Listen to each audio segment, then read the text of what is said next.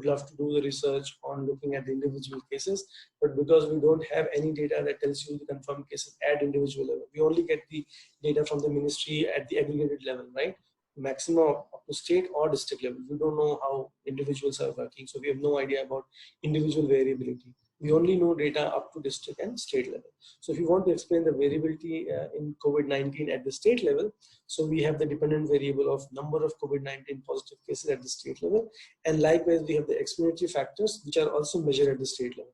Then only we can look at the association between X and Y factors. So our Y, which is a dependent variable in this case in the regression model, is the COVID-19 positive cases. And we want to explain these vulnerability in terms of demographic composition, economic composition, and some of the health system factors, right? So suppose the first explanatory factors, if we take, for example, as age composition. So how age composition varies between states. So we can put this into our regression equation, which can help us to predict the variability in the outcome, which is COVID-19 cases. The second important variable, as we discussed, was urbanization, the degree of urbanization, proportion of people who are living in urban places as defined by the Census of India. So between states, we know that there is a lot of heterogeneity. So does proportion urbanized has any association with the contracting corona cases or concentration of corona cases? Third important factor is, of course, migration. We have seen that migration has emerged as one of the important variable in the process of contracting corona. Fourth is the economic deprivation. Fifth could be minority groups, right? So we can have a proportion of population from scheduled caste and scheduled tribal population, just to see like to what extent the risk is uniformly distributed by social composition, or do we find any systematic variation between scheduled caste and scheduled tribe group versus non-scheduled caste and non-scheduled tribe groups, and whether the risk is same for all irrespective of the social groups, or does it vary by the social groups composition also.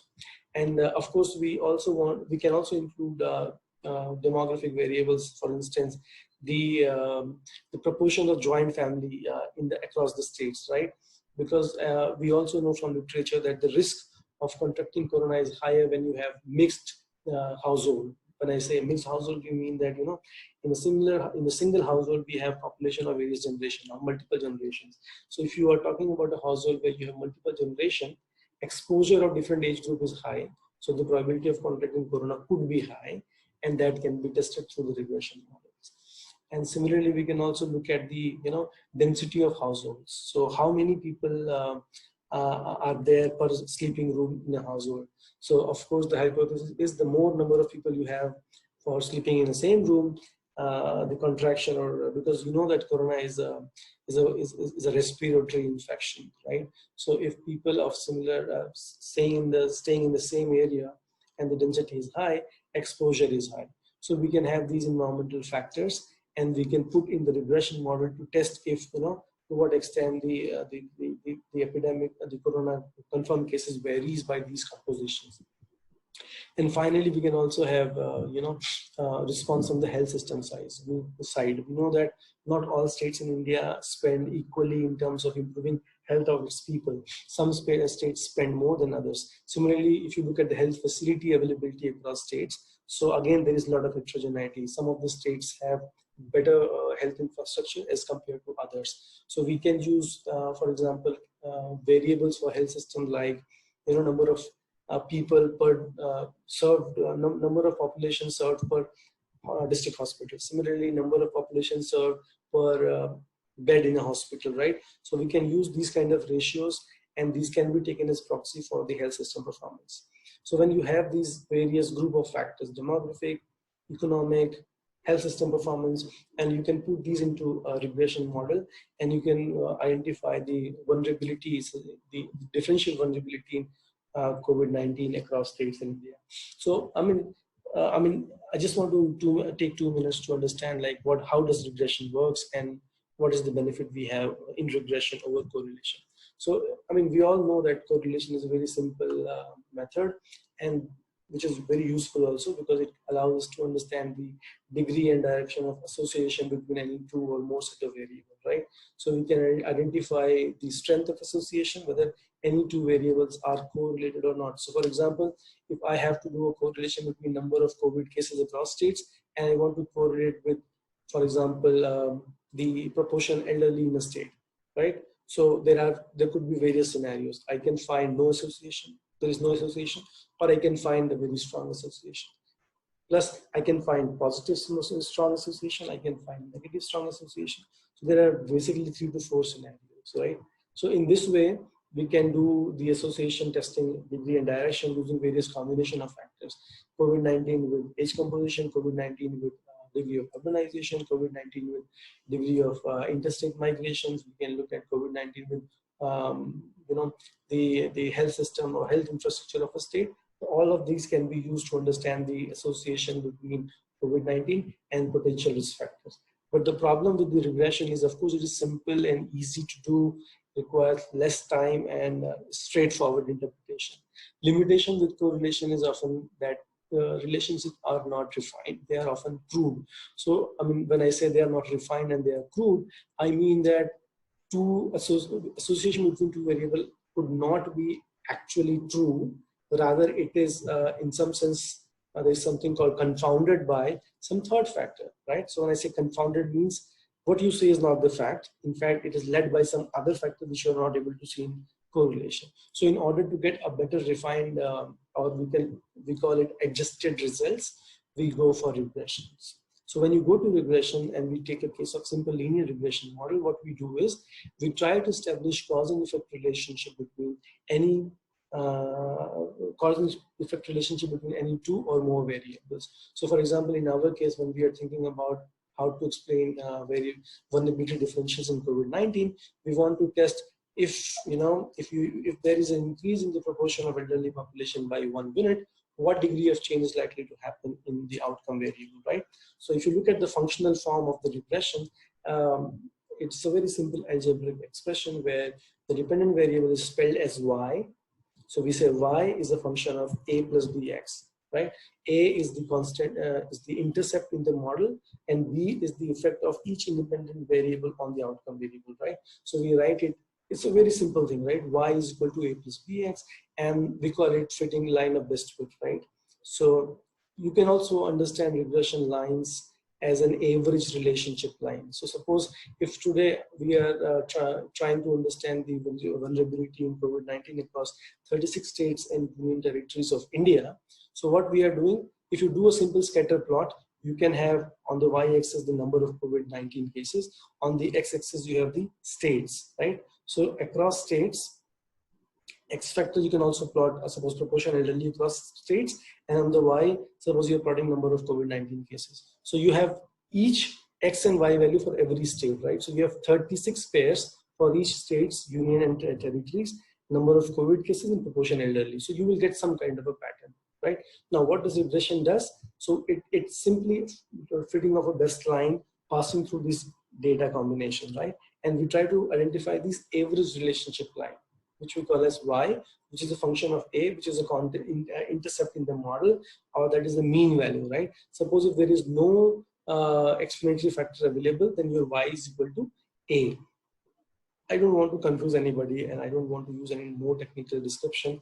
I just want to tell you that this is a very simple analysis, and it's very widely used. And if you use these kinds of techniques like regression models, it helps us to gain a better understanding on the problem which we are trying to address at hand.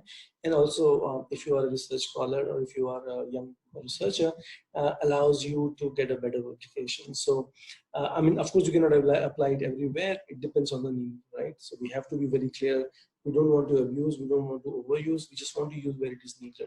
So in this case, of course, it's important because COVID-19, we know that the factors which explains are, I mean, you need to use proper techniques to identify them. So, I mean, regression is one method that will help us to tease out the net effect of each X factor on the Y, right? So therefore, when you have these simple regression formula of Y is equal to A plus BX, so I just want to understand you all, what does it mean? So Y is your dependent variable, A is the constant intercept in the regression model, or the origin point, right? From where you have the beta coefficients of every X factor.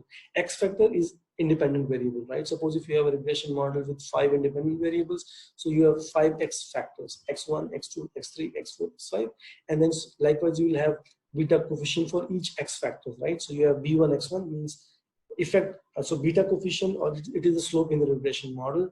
So it tells you the effect of each X factors through these beta coefficients. So what is the effect of age composition or proportionality? That we can measure through the beta 1. Similarly, what is the effect of urbanization? So B2 X2. X2 is urbanization, and B2 is the coefficient which quantifies the effect of urbanization over COVID-19, right? So likewise, so number of variables in the model, which is number of explanatory variables in the model, like in this case, suppose if we say 5, x1, x2, x3, x4, x5, likewise we will have 5 beta values or slopes with each explanatory factors, and we can put them together in the model and help to predict the y, which is our outcome variable. In this case is the COVID-19 cases, right? So I mean, of course, we can fit this regression model, and it can how to interpret these regression values. I think it's very important. So a lot of people use various statistical techniques through softwares like SPSS, Data, and R, and they simply run the model, and then the important consideration is how to understand and how to interpret these regression models. So there are 2-3 important things that we have to focus. So when you run these, I mean, of course, there are some assumptions that we have to be very specific about. So for instance, the assumptions are that independent variables have to be not correlated with each other. They have to be independent. Collinearity testing can be done, and can be seen that there is no collinearity, multicollinearity between independent variables. Plus, the error term must be independent, and I mean, the error term has to be independent, and it has not to be correlated with the X factors. Plus, the assumption of equal variance. So there are various assumptions which should also be tested before fitting these regression models. And once you implement this regression, what we do, we look at 2 important considerations. One is the beta coefficient, and when we look at the statistical significance of the beta coefficient, because many times if you have 5 model in regression, it is not necessary that all 5 of them have statistically significant impact on the outcome variable. So what does the statistically significant means? It means that, I mean, this is very important. Why it is important? Because it is a technical term. So when you say that, you know, for example, in our regression, if aging is a significant variable, statistically significant, how can we find out? So if you run through some softwares, it runs p-values, right? So if the value of p-value is less than 0.05, right, or less than 0.01, it is a sign that the effect of your independent variable is statistically significant on the dependent variable. And 0.01 or 0.05, it is the level of significance. So what does it mean? It means that if you, because all these estimates are based on samples, we don't have census data on this. So if you collect samples, and every sampling design has got its own error. So these p-values tells you that, suppose if you have level of, if p-value is 0.05 or 0.01, it tells you that if you run the sampling design 100 times, so 95 times you would find results which will be real, and 5 times there is a chance of error, right? So 5% error is there. Similarly, if you have 0.01, p-value is 0.01, means 99 times if you do sampling, you will get this kind of results. But there is a chance that 1 time you may not get these results. So when you say that this something is statistically significant, it means this, that, you know, because of sampling fluctuations, there are going to be differences in the result, but the margin is such which you have clearly outlined that 5 after 100 times